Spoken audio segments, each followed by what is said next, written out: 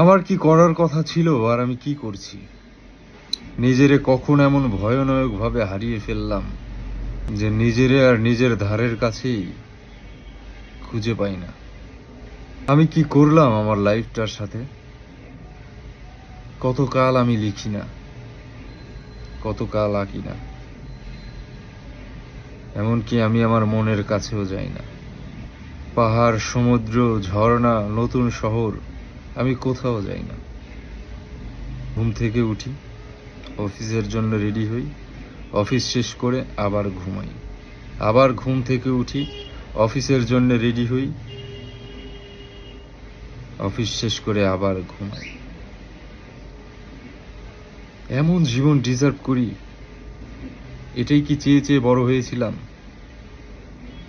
জীবনটা কেমন জানি হয়ে যাচ্ছে। আর এখন একা থাকতেই বেশি হ্যাপি লাগে।